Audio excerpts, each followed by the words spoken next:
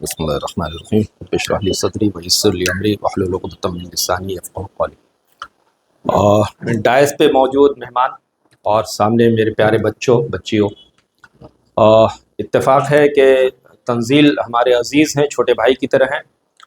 इनका हुक्म हुआ था कि इनका इदारा है ये एडमायर के नाम से, और यहाँ कुछ ट्रेनिंग्स बच्चों को दी जाती है गवर्नमेंट की तरफ से।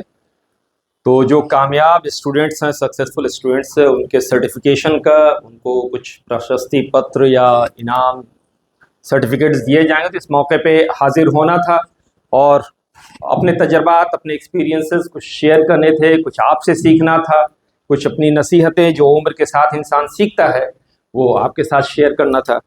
तो इसी सिलसिले में आना हुआ। आने के बाद थोड़ा सा मैंने नौखेज़ सर को सुना, जय किशोर सर आपको सुना, तो वाकई खुद हमको बहुत कुछ सीखने का मिला। ज़ैफ सर से तो मेरी मुलाकात थोड़े ही दिन पहले हुई, लेकिन बहुत ज़बरदस्त मुलाकात हुई। अब तो ऐसा लगता है कि रूहानी रिश्ता हमारा इससे है ना, बिल्कुल अपने बच्चे की तरह। ढेर सारी दुआएं इनके लिए रहती हैं कि इन्होंने बड़ा काम तो ऑलरेडी किया है, ये कंसिस्टेंटली फिर करते रहें और हम सब के मालिक, सृष्टि के मालिक इनसे ऐसा बड़ा काम लें कि इनका अच्छा नाम और वो पूरी दुनिया में गूंजे और तादेर पूरी दुनिया में गूंजता रहे, कि लोग मिसालें हासिल करें इनसे, नई जनरेशन को। ये मेरी दुआएं हैं जफ़र के लिए भी। और फिर आप सारे बच्चों को बातों की शुरुआत के पहले ही मैं अपनी दुआओं से आप लोगों को नवाजना चाहूँगा, अपने आशीर्वचनों से, अपनी शुभकामनाओं से, कि आप जो लोग शिक्षा क्षेत्र के राही हैं, शिक्षा हासिल करने के लिए, तालीम हासिल करने के लिए, एजुकेशन के लिए स्ट्रगल कर रहे हैं, तो उन सबको सही रास्ता मिलता रहे। और सिर्फ रास्ता ही सही नहीं मिले बल्कि रहबर भी सही मिलता रहे। क्योंकि एक बच्चे को सबसे पहले तो उसके अंदर पैशन होना चाहिए कि वो इल्म हासिल करने की कीमत समझ सके कि इल्म की क्या अहमियत है। अहमियत आप लोगों के सामने सारे लोग ला चुके हैं, इल्म की अहमियत पे कोई बात नहीं करेंगे, लेकिन उसकी सलाहियत को ढालने के लिए, जैसे एक कुम्हार मिट्टी के, गीले मिट्टी को साँच के खूबसूरत मुजस्समा बना लेता है, बुत बना लेता है, एक से एक खूबसूरत चीज़ें बना लेता है, वैसे ही आप अभी जिस उम्र में हैं ये बहुत कच्चा उम्र होता है, बहुत कच्चा उम्र। बहुत सारे फैसले आप नहीं ले पाते हैं, बहुत सारे फैसले आपके जज्बात की वजह कर गलत हो जाते हैं। ऐसे वक्त में कोई ऐसा रहबर, कोई ऐसा रहनुमा, कोई ऐसा टीचर मिल जाए जो आपको हमेशा अच्छे मशवरे, अच्छा गाइडलाइन देता रहे, ताकि आपको आपके मंजिल पे पहुंचना आसान होता जाए। ये मेरी दुआएं हैं। अब ये है कि तालीम के सिलसिले में, एजुकेशन के सिलसिले में तो अल्हम्दुलिल्लाह सब लोगों ने कहा, और सब ने कहा कि नॉलेज होना चाहिए, मेरिट होनी चाहिए। बिल्कुल, मैं बार बार कहता हूं कि सिर्फ education is not the matter, बल्कि क्वालिटी एजुकेशन होना चाहिए। सिर्फ एजुकेशन से कुछ नहीं होगा। अब हमारी लिटरेसी रेट तो बढ़ रही है, बेटर हो रही है, डिग्री सबके पास आ चुकी है, लेकिन अभी भी अफसोस की बात है कि क्वालिटी एजुकेशन, जिसको कहते हैं गुणवत्तापूर्ण शिक्षा, इसका अभी भी बहुत अभाव है। मैं हॉस्पिटल भी चलाता हूं, तो मेरे पास पैरामेडिक्स आते हैं नौकरी ढूंढने के लिए कि ओटी असिस्टेंट बनना है, कंपाउंडर बनना है, नर्स बनना है। मैं स्कूल भी चलाता हूँ, मेरा स्कूल भी चलता है बेगूसराय में, वहाँ टीचर्स के लिए आते हैं। अफसोस ये होता है कि डिग्री है उनके पास, डिग्री वो दिखा रहे हैं कि पोस्ट ग्रेजुएट हैं, पीएचडी थीसिस अभी जमा नहीं हुई है, पीएचडी कर रहे हैं, लेकिन जिस सब्जेक्ट के वो स्टूडेंट होते हैं या कहते हैं कि मैं माहिर हूं, उस सब्जेक्ट में एक पैराग्राफ लिखना नहीं आ पा रहा है। ये बहुत अफसोस की बात है, ये हमारे रास्ते की रुकावट बन जाएगी। सब्जेक्ट कोई बुरा नहीं होता, ये एक मिथ हम लोगों ने पाल रखा है कि सब लोग साइंस ही पढ़ेंगे, physics, chemistry, botany, zoology, mathematics. ऐसा कुछ नहीं है। जैसा भी तंजील साहब कह रहे थे ना, और सारे लोगों ने कहा, आप पहले डिस्कवर कीजिए अपने आप को। हमारे लिए अफसोस की बात है कि हम अपने आप को डिस्कवर नहीं करते कि मेरा इंक्लिनेशन किधर है, हमको कौन सी चीज अच्छी लग रही है, कौन सा सब्जेक्ट अच्छा लग रहा है। First of all you discover yourself. आपको पता तो चले कि आप किस चीज में अच्छा कर सकते हैं। हमारे यहाँ वो पैटर्न नहीं है पढ़ाई का, वेस्ट में। और बच्चा बिल्कुल छोटा होता है, उसी वक्त उसका एप्टीट्यूड टेस्ट किया जाता है। ऐसे ऐसे टेस्ट होते हैं। अभी मैं गया हुआ था एजुकेशन की समिट में, वहां बताया 64 पेजेस का एप्टीट्यूड टेस्ट आता है। और सिर्फ उसको दिखा के बच्चे के अंदर पता क्या आता है कि बच्चे का पसंद क्या है। मालूम है कि बच्चा पढ़ने में अच्छा नहीं कर सकता, लेकिन म्यूजिक से उसको इतना लगाव है वो आने वाले कल में बेहतरीन म्यूजिशियन बन सकता है। तो उसकी सलाहियत को पढ़ाने में नहीं लगाया जाता, उसकी सलाहियत को बचपन से म्यूजिक की तरफ डाइवर्ट किया जाता है। बच्चा अगर आर्टिस्ट बन सकता है तो उसको क्यों हम पढ़ाने में लगाएंगे, उसका जाया करेंगे सारी सलाहियत को।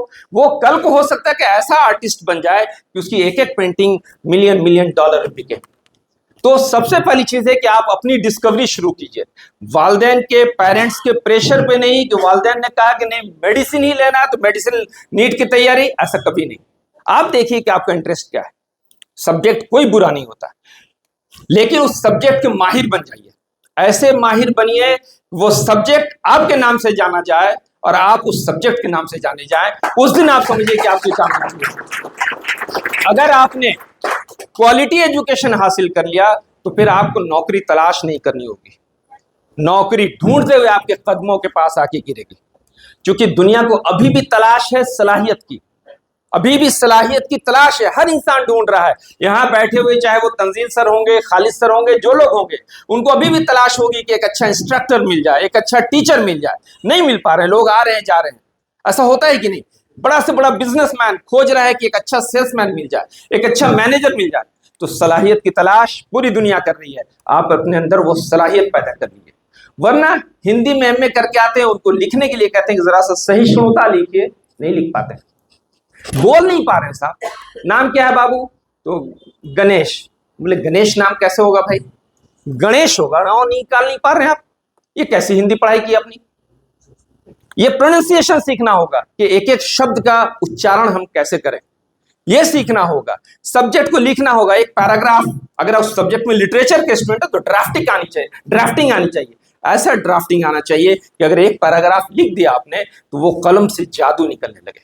एक पैराग्राफ पढ़ के दिमाग झंझना जाएगी, क्या शानदार लिखा। आखिर लिखने वाले ही लिख के गए ना। रामधारी सिंह दिनकर लिख दिए तो राष्ट्रकवि माना है, तो उनकी एक एक पंक्ति लगता है कि हमारी भुजाओं में ऊर्जा भर देती। ऐसी शिक्षा चाहिए, सिर्फ डिग्री नहीं।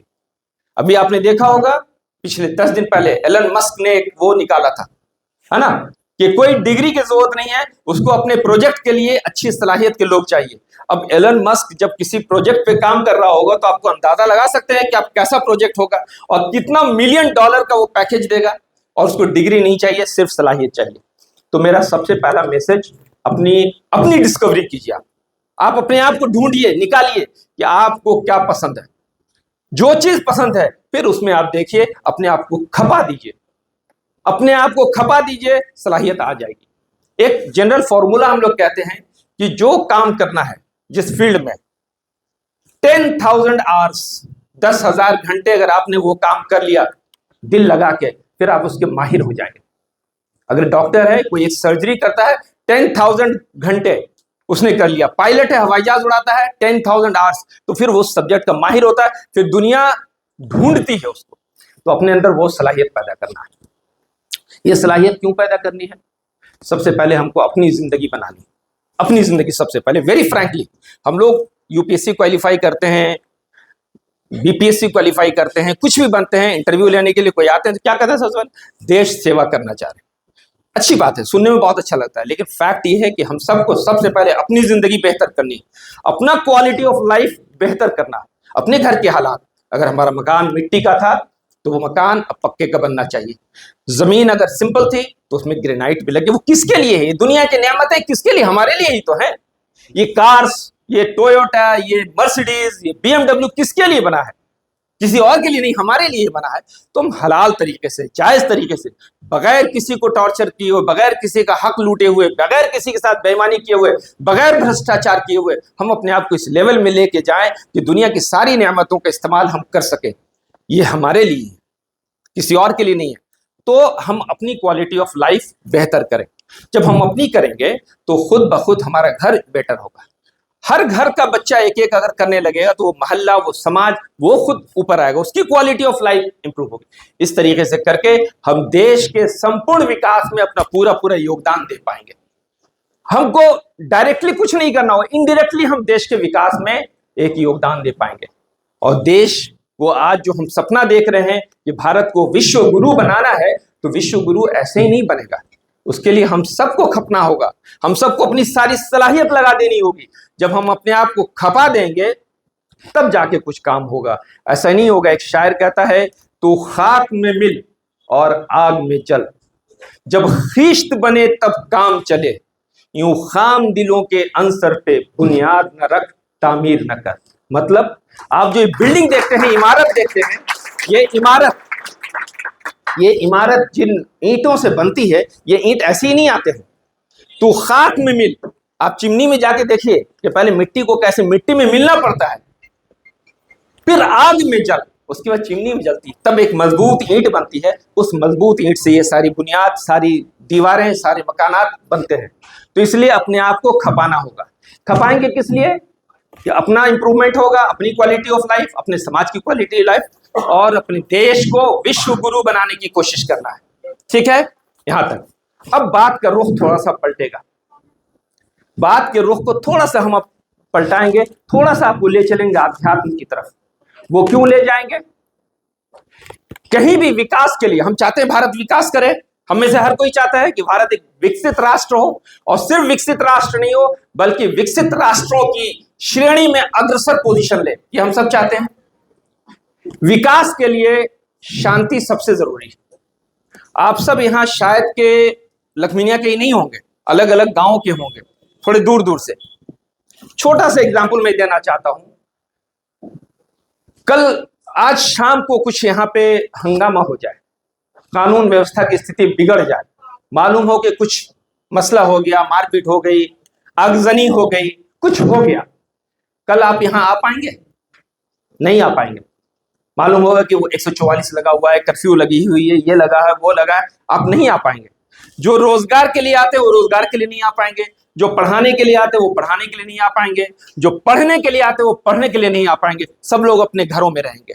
विकास बाधित हुआ कि नहीं हुआ? बाधित हुआ।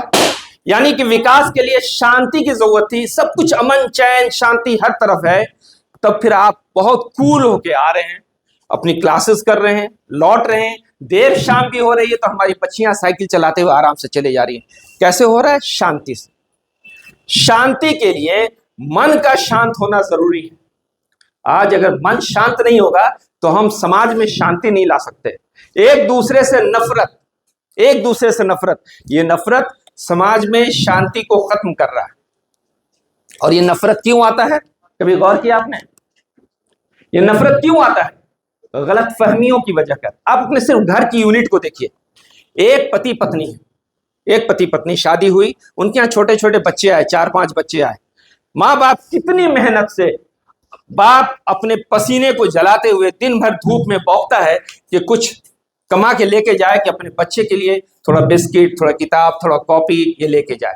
माँ दिन भर काम करती है, घरों में काम करती है, चूल्हा चक्की, कपड़ा धोना, ये सब करती है ताकि उसके बच्चे का भविष्य संवर सके। ये करती है ना। ये बच्चे बड़े हो जाते हैं, शादियां चारों बच्चों की हो जाती हैं, 4 बहुएं आ गई। ये सब लोग जो बहुत अमन चैन सुकून से रह रहे थे एक 4 दीवारी के अंदर, ये 4 बच्चों की 4 बहुएं आ गई। आपस में थोड़ी बहुत गलतफहमी होती है, कोई बड़ी गलतफहमी नहीं होती है, छोटी छोटी गलतफहमी। किसी के बच्चे ने दूध ज्यादा पी लिया, किसी एक ने अपनी पत्नी के लिए अच्छी साड़ी ले आया, कोई कुछ किया। ये छोटी छोटी गलतफहमियां घर में सबसे पहले 1 चूल्हे से 2 चूल्हा, 2 चूल्हे से 4 चूल्हा के, ऐसा होता है कि नहीं होता सर? फिर गलतफहमियां बढ़ती हैं। अगर उन गलतफहमियों को दूर नहीं किया गया तो एक आंगन, जो बड़ा सा आंगन था, उसमें 4 दीवारी बन जाती है और एक आंगन 4 आंगन में तब्दील हो जाता है। ये घर का विकास हुआ या विकास अवरुद्ध हुआ? ऐसे ही समाज में होता है मेरे बच्चों और बच्चियों, ऐसे ही समाज में होता है। हम सब एक ही माता पिता के संतान हैं, अलग अलग नहीं है। हमारे आपके मॉडल में कोई डिफरेंस है क्या? एक जगह से बन के हम सबका पैदा करने वाला एक। हमने डिफरेंस देखा समाज में, हमने डिफरेंस देखा है कि सब हम दाढ़ी रखे हुए हैं और ये रुद्राक्ष की माला पहनी हुई, ये अलग है। हमने नकाब पहना हुआ है और ये सिंदूर लगाए हुए, ये अलग है। ये छोटे छोटे डिफरेंस को हमने देखा, डिफरेंस की बुनियाद पे हमने गलतफहमियां पाल ली, एक दूसरे के करीब नहीं गए, एक दूसरे को अपना दुश्मन बना लिया, एक दूसरे को अपना दुश्मन बना लिया। जरूरत इस बात की है कि हम असमानताओं को नहीं देखें, असमानता होती हैं, लेकिन जो मेजर समानताएं हमारे पास हैं उनको देखें, समानताएं हमको एक दूसरे के करीब लेके आएंगी। सबसे बड़ी समानता क्या है? सबसे बड़ी समानता कि हम सबका पैदा करने वाला ईश्वर एक ही है, अलग अलग नहीं है। हम अलग अलग नाम से पुकारते हैं, अलग अलग नाम से पुकारते हैं। क्या नाम से पुकारने से कोई चीज अलग हो जाती है क्या? अभी यहां पे अगर हमको प्यास लगेगी तो हम लोग क्या पिएंगे? पानी। बंगाल उतर जाएंगे जरा सा अपने ही देश में, बंगाल चले जाएंगे तो जल, है ना। थोड़ा और नीचे उतर जाए तमिलनाडु तो तन्नी, केरला चले जाए वेल्लम, कर्नाटका में आ जाए नीरू, इंग्लैंड चले जाए वाटर, टर्की चले जाए सू। चीजें बदल रही हैं, नाम बदल रहा है, चीज नहीं बदल रही है। चीज क्या? उसका गुण देखेंगे। गुण क्या होना चाहिए? टेस्टलेस होना चाहिए, टेस्टलेस, कलरलेस, ऑर्डरलेस, स्वादहीन, रंगहीन, गंधहीन, पीएच 7, यही ना। गुण उसका वही होना चाहिए जिस नाम से तुम बुला लो चलेगा, नाम से मतलब नहीं, गुण वही होना चाहिए। यही है ना भाई मेरे। तो साहब हम नाम अलग अलग दे दिए, कोई फर्क नहीं पड़ता, गुण देखना होगा कि हम सबके पैदा करने वाले का गुण एक है कि नहीं। हम सब जानते हैं, अरे सब जानता है, उसको एक्सप्रेस करने का तरीका नहीं सीख पा रहे हैं। वरना रोड पे चल रहे हैं, सामने सड़क चली जा रही है, सड़क पे एक ट्रक गुजर रहा है, पीछे लिखा हुआ है सबका मालिक, उस ट्रक वाले को मालूम है, हम सब जान रहे हैं कि हम सबका मालिक एक है, लेकिन सिर्फ पता नहीं क्यों अपने आप को डिफरेंट समझने के चक्कर में एक दूसरे से गलतफहमियां होती हैं। तो ये समझना है कि हमारा ओरिजिन जो है, उस ओरिजिन को, हमारा ओरिजिनेटर, हमारा क्रिएटर वो एक ही। और कैसा है? कैसा है? हम मुसलमान लोग अक्सर कहते हैं कि ला इलाहा इल्लल्लाह मुहम्मद रसूलुल्लाह, ये कहते ना, हाँ, कि वो ईश्वर एक है, कुल हुवल्लाहु अहद, वो एक है। तो हम देखें तो हमारे सनातनी भाई क्या कहते हैं। सनातनी भाई के पास अब जाएंगे तो जैसे सनातन धर्म में जैसे एक बच्ची हमारी विवाह होता है, तो विवाह के बाद तब तक विवाहिता पूरे तौर पे नहीं कहलाती जब तक वो मंगल सूत्र का धारण नहीं करती है। मंगल सूत्र धारण कर लिया तो अब लगता है कि वो विवाहिता हुई, यही होता है ना। वैसे ही सनातनी बनने के लिए एक सूत्र होता है, उस सूत्र को धारण करना पड़ता है। वो सूत्र होता है ब्रह्म सूत्र, नाम सुना आपने? ब्रह्म सूत्र। एकम ब्रह्मम द्वितीय नास्ति नेहना नास्ति किंचन एकम एव अद्वितीयम। वो ब्रह्म, वो ईश्वर एक है, दूसरा नहीं है, नहीं है, नहीं है, अंश मात्र भी नहीं है। कितनी समानता है। सिर्फ लैंग्वेज चेंज हुआ, जैसे पानी, ज्वाल, तन्नी, नीरू, वेल्लम ऐसे चेंज हुआ, वैसे ही सिर्फ टर्म चेंज हुआ, बाकी बनाने वाला तो एक ही। हमारे माता पिता जहां से शुरुआत हुई है, वो माता पिता भी एक ही हैं, नाम अलग अलग और सिर्फ नाम चेंज हो रहा है। आप कह रहे हैं स्वयंभू मनु, पहला पुरुष जो इस धरती पे आया, आप स्वयंभू मनु के नाम से जान रही हैं, और माता शत्रुपा यही नाम से जान रहे हैं ना। हम आदम और हव्वा के नाम से जान रहे हैं, क्रिश्चियन भाई उसको एडम एंड ईव के नाम से जान रहे हैं, सिर्फ नाम चेंज हुआ है, तो वो हम सबके माता पिता। हम थोड़ी देर के लिए आदम और हव्वा कहते हैं, मनु और शत्रुपा को नहीं याद कर रहे हैं, लेकिन है तो उसी की औलाद। आप मनु और शत्रुपा को जान रही, उस नाम से मान रही हैं, हमको मान रही कि नहीं उस नाम से जान रहे हैं, लेकिन हम हैं तो उन्हीं की औलाद। तो हमारा सृष्टिकर्ता भी एक हुआ, हमारे माता पिता भी समान हुए, दो तो समानता हो गई। फिर हम आपसे अलग कहां हुए साहब? कहां अलग हुए जो इतनी गलतफहमियां हैं कि हम समाज को बिगाड़ रहे हैं, बिगाड़ने में लगे हैं। उसके बाद एक और चीज जो अंत में ले चलिए कि हम खूब तरक्की करें इस दुनिया में, ये यहाँ जितनी कुशलता सीखना होगा, कंप्यूटर का प्रोग्राम जितना हो सकता है, मैनेजमेंट सीख लें, सॉफ्ट स्किल सीख लें, हार्ड स्किल सीख लें, लेकिन हम इन सब चीज़ों को छोड़ के हमको इस संसार को छोड़ के जाना है। इससे कोई इनकार नहीं कर सकता, चाहे वो हिंदू हो, मुस्लिम हो, आस्तिक हो, नास्तिक हो, इस सच्चाई से कोई इनकार नहीं कर सकता कि इस संसार को छोड़ के जाना। कोई इनकार कर सकता है क्या? नहीं कर सकता। आपने कभी गौर किया? हिंदी पे गौर कीजिए। हम जब कहना होता है किसी चीज को निगेटिव में लेके जाना होता है तो कैसे कहते हैं? फलाने डॉक्टर का शुल्क कितना है, यही कहते हैं ना, फीस कितनी है, शुल्क 100 रुपया, 200 रुपया, 500 रुपया। कहते हैं आज फलाने दिन वो डॉक्टर निःशुल्क देखते हैं, निःशुल्क देखते हैं मतलब शुल्क नहीं लेते हैं। हम बड़े हैं, आप मेरे बच्चों के समान हैं, तो हम आपको आशीर्वाद देंगे, जाओ बच्चों निरोगी हो, यानी आपको कोई रोग नहीं हो। नी लग गया मतलब वो चीज खत्म हो जाती है, निगेटिव में चली जाती है। ऐसे ही होता है ना, नियम यही है ना। आप मकान बनाते हैं, कभी गौर किया है? करोड़ों रुपए का मकान बनाते हैं आप लोग, बेहतरीन टाइल्स मार्बल सब कुछ कर लिया, बाहर भी टाइल्स लगा दिया, फिर ग्रेनाइट का एक बड़ा सा टुकड़ा लाते हैं और उस पे मकान पे लिखते हैं शारदा निवास। मेरी आधी बात तो चली गई होगी। लिखा शारदा निवास, निवास, वास नहीं लिखा। किसी के मकान पे देखे हैं लिखा हुआ सरस्वती वास, गुप्ता वास, ऐसा नहीं, गुप्ता निवास, शारदा निवास। क्यों? वो नाम नेम प्लेट बता रहा है कि उनका ये वास नहीं है, ये निवास है, ये रहने की जगह है ही नहीं। ये तो चंद दिनों का मोह माया है, चंद दिन, ये तो पूरी जिंदगी गुजर जाती है साहब। अभी आप पढ़ रहे हैं, 20-22 के करीब होते होते तो पढ़ ही रहे हैं, और थोड़े दिन पढ़ना है, थोड़े दिन नौकरी करेंगे, देखते देखते ये सफेदी आनी शुरू होती है और वक्त गुजर जाता है बहुत तेजी से, बहुत तेजी से। तो इस संसार को छोड़ के जाना है। असल वास वहां है जिसके बारे हम कहते हैं कि दादाजी का देहांत हो गया तो कार्ड भेजते हैं ना कि मेरे दादाजी का स्वर्गवास हो गया, इतने तारीख को श्राद्ध क्रम है, फलाना है, ठिकाना है, भेजते ही कि नहीं? असल वास वहां है, असल वास। उसकी तैयारी करनी पड़ती है। हम सब में लगा देते हैं स्वर्गवासी हो गए, सब में। पड़ोसी जान रहा है कि हम लुटेरे थे, भ्रष्टाचारी थे, 1000 करोड़ रुपए का भ्रष्टाचार किए हुए थे, किसकी किसकी जमीन कब्जा किए हुए थे, फिर भी मरेंगे तो नाम में लगा दिएगा स्वर्गवासी। ये इंसाफ है?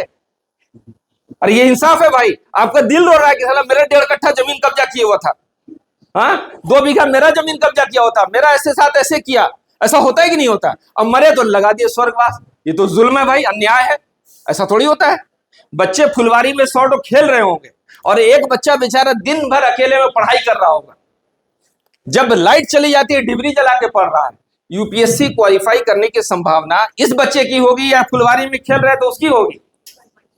जो पढ़ रहा तो उसकी होगी ना। तो भैया मेरे यही तो बोलो, सबको बनाते हो कि मेरे दादाजी का स्वर्गवास हो गया। दादाजी ने कर्म कैसे किए थे ये भी तो देखना होगा। ये भुजाएं जो मिली थी, इन भुजाओं से किसी की मदद किया था, किसी को दान दिया था, किसी के बोझ को हल्का किया था, या इन भुजाओं से किसी पे हथियार उठाया था, किसी का जमीन कब्जा किया था। इन भुजाओं का हिसाब होगा। माँ जब भेजती है आपको बाजार, जाओ बलिया बाजार से मेहमान आए हैं, कुछ नाश्ते का प्रबंध कर लो, 100 का नोट दिया, वापस गए, क्या क्या लाए? ये सब लाए हैं। कितना लाए? 70 का, 30 रुपया। इसका हिसाब होता है। उस सृष्टिकर्ता ने आपको ये भुजाएं दी हैं। मस्तिष्क कभी रेट बता रहे थे ना, जयकिशोर सर ही रेट बता रहे थे ना, आंख का रेट कितना है, हाथ का रेट कितना है। इतनी कीमती चीज है आपको सृष्टिकर्ता ने दी है, इसका क्या इस्तेमाल किया था? इन कदमों से कहां चले थे? किसी की मदद के लिए चले थे या किसी का कुछ जमीन हथियाने के लिए चले थे? इन भुजाओं से क्या किया था? इससे क्या देखा था? पराई स्त्री को देखते रहे थे, गंदी चीजें देखते रहे थे, मोबाइल पे गंदी चीजों को स्क्रॉल किया, या अच्छी चीजों को देखा था? माता पिता को प्यार से देखा था, बड़ों को रेस्पेक्ट के साथ देखा था? इन आंखों का हिसाब होगा, इस मस्तिष्क का हिसाब होगा, जहां सोचने समझने की शक्ति दी गई है। इस मस्तिष्क का, इसमें कुछ कुटिलता पनप रही थी, कुछ साजिश चल रहा था, सास बहू और साजिश वाला जो वो साजिश चल रहा था, या कुछ अच्छी प्लानिंग हो रही थी, तो कुछ ऐसा काम कर जाएं जो आने वाली पूरी जनरेशन के लिए पॉजिटिव हो, उनकी तरक्की के लिए रास्ता बन सके। क्या चल रहा था? इस मस्तिष्क का भी हिसाब होगा। ये हिसाब सब वहां होगा, ये हिसाब यहां नहीं होगा। ये हिसाब यहां नहीं होगा। जैसे माँ 100 रुपए का हिसाब ले रही थी, वैसे सृष्टिकर्ता ने हमको बना के अभी मार्केट में सिर्फ भेज दिया है, जाओ अपना काम करो। उसने स्वतंत्रता दी है, चाहो तो अच्छा भी कर सकते हो, चाहो तो बुरा भी कर सकते हो, लेकिन वो फिर जाने के बाद हिसाब लेगा। हिसाब के बाद जैसे हमारे कर्म होंगे उसी हिसाब। स्वर्ग, स्वर्ग का नाम हमने तो नहीं रखा, स्वर्ग को स्वर्ग हमने नहीं कहा ना भाई, मेरे पिताजी भी नहीं कहा, मेरे दादाजी भी नहीं, आपके पिताजी आपके दादाजी भी नहीं। स्वर्ग का नाम भी तो चला आ रहा है शास्त्रों से, हमेशा से शास्त्रों से आ रहा है ना भाई। तो स्वर्गवासी हम तभी होंगे जब कर्म भी स्वर्ग में जाने वाला होगा तब, और नहीं तो हर चीज को ईश्वर ने जोड़े में बनाया है। सफेद को काले के साथ बनाया, सुबह को शाम के साथ बनाया, रात को दिन के साथ बनाया, तो स्वर्ग को नर्क के साथ बनाया। नर्क भी है, कोई नर्कवासी नहीं लिखते कार्ड पे, लेकिन अगर कर्म अच्छे नहीं होंगे तो उस नर्क में भी जाना पड़ सकता है। इसलिए हम काम ऐसे करें, हम काम ऐसे करें, यहां से जो प्रशिक्षण प्राप्त कर रहे हैं तो इतनी मेहनत से करें, इतनी ईमानदारी से करें कि जब तक इस दुनिया में रहें खुद अपनी जिंदगी को बेहतर बना लें, अपनी जिंदगी बेहतर, अपने घर वालों की, पास पड़ोस की, और जितनी चीजें दुनिया में हैं, चाहे वो मकान हो, चाहे वो मर्सिडीज हो, BMW, वो हमारे लिए है, उसको मेहनत करके हलाल तरीके से हासिल करने की कोशिश करेंगे, देश के विकास में अपना पूर्ण योगदान देंगे, ये भी करेंगे। और इसके साथ साथ ये भी करेंगे कि बहरहाल इस दुनिया को छोड़ के जाना है और वहां अपने कर्मों का हिसाब देना है। यूं ही नहीं छोड़ दिए जाएंगे हम, यूं नहीं छोड़ दिए जाएंगे, वो ईश्वर हमसे हमारे कर्मों का हिसाब लेगा, तो उस कर्म के हिसाब लेने के लिए भी तैयारी करनी है। ऐसा नहीं आज तो जो चाहे कर ले, चाहे तो किसी को बुरा कह दे, किसी को मार दे, किसी को धकिया दे, किसी का कब्जा कर ले, लेकिन अगर हमारा हिसाब नहीं होगा तो इतना आपको नहीं लगता है कि नाइंसाफी है? अगर मेरे पास इतनी शक्ति आ जाए कि हम सबको लूट खसोट करते चले जाएं, लूटते जाएं, ये भी कब्जा कर ले, वो भी कब्जा कर ले, पराई स्त्रियों के साथ बद व्यवहार करें, बुरा व्यवहार करें, सब कुछ करते जाएं और कोई हिसाब का दिन नहीं आने वाला है, तो ये तो नाइंसाफी है।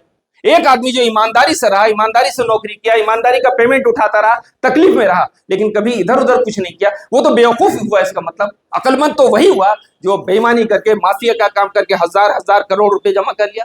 नहीं, यहाँ 1000 करोड़ जमा कर सकते हैं, वहां हिसाब होगा। तो मेरी शुभकामनाएं, मेरी दुआएं आप सबों के लिए ऐसा है कि आप सब हमेशा शुभ को पहचान सके। वो मंत्र भी है ना, आप अक्सर करते हैं, भाषा जो है ना, भाषा ही रुकावट बन जाती है। मुसलमानों को लगे क्या पढ़ रहे हैं, वरना वो उस मंत्र को कभी पढ़ा आपने? ओम सर्वे भवन्तु सुखिनः, सर्वे सन्तु निरामया, सर्वे भद्राणि पश्यन्तु, मां कश्चित् दुख भाग भवेत्। ओम शांति शांति शांति। कभी इस मंत्र का अंतर देखा? सर्वे भवन्तु सुखिना, सब सुखी हो, नहीं बोला कि सिर्फ सनातनी सुखी हो, सिर्फ मुसलमान सुखी हो, सिर्फ हिंदू और सिर्फ कृष्ण, ऐसा नहीं बोला। उसने कहा सब सुखी हो, सब निरोगी हो। यह आशीर्वाद सबके लिए था। सब शुभ को पहचान सके, शुभ को, हक को, क्या वास्तविकता उसको पहचान सके, ये सलाहियत सबके अंदर पैदा हो। तो ये हम आशीर्वाद देना चाहते हैं आप लोगों को कि आप अपनी सलाहियत को ऐसे बर्बाद नहीं कीजिए, ऐसे जाया नहीं कीजिए। अपनी सलाहियतों को, अपनी जवानी को, अपनी ऊर्जा को बचा के रखें, ताकि पॉजिटिव कामों में इसको लगाएं, खुद अपनी जिंदगी संवार लें, अपने घरों को संवार लें, अपने घरों के साथ साथ अपना मोहल्ला, अपना गांव, अपना जिला, पूरे विश्व में हमारे देश को अग्रसर भूमिका निभाने में आपका योगदान हो। इन्हीं कामनाओं के साथ मैं अपनी बात खत्म करता हूं। आप सब खूब खुश रहें, खूब तरक्की करें, अपने वालिदैन, अपने माता पिता के आंखों की ठंडक बने, अपने माता पिता की खुशी छोटी छोटी, जैसे अभी सर ने कहा था कि ज्ञान प्राप्त करके आ जाता है लेकिन वो तहजीब नहीं आती है, तो कितना मुश्किल होता है। रोज आप देखते होंगे कि माँ बाप कितनी मेहनत से अपनी सारी खुशी दबा के अपने बच्चों की खुशी पूरी करता है, अपनी बेटियों से, बेटों से कितने अरमान पाले रखता है। हाँ, कहाँ चूक हो जाती है कि बेटा ड्रग्स के नशे में, ड्रग्स कितना कॉमन हो गया है, आप लोगों को भी अंदाजा हो गया होगा। बेटा अपनी जवानी, अपनी सारी ऊर्जा को ड्रग्स में बर्बाद कर रहा है, और बच्ची माँ बाप की आज्ञा की अवहेलना करते हुए, माँ बाप की इच्छा के विरुद्ध किसी और के साथ बिला वजह का। अच्छा लगता है? जिस माँ बाप ने अपनी सारी तमन्नाओं को जला के आपकी तमन्नाओं को पूरी करने की कोशिश की है, मैं ये भी आशीर्वाद आपको दूंगा कि आपका पहला प्रायोरिटी होनी चाहिए कि आप वैसा काम करें कि आपके माँ बाप का सीना आपके कर्तव्यों की वजह कर, आपके अचीवमेंट की वजह कर फख्र से ऊंचा हो, सर ऊंचा हो जाए, सीना तान के वो खड़े हो सके, समाज में सीना तान के चल सके कि हाँ, ये बच्चा और ये बच्ची मेरे बच्चे हैं। बस इन्हीं शब्दों के साथ मैं अपनी बात खत्म करता हूँ। कोई बात अगर किसी को बुरी लगी हो तो क्षमा चाहता हूँ। शुक्रिया। Thank you very much.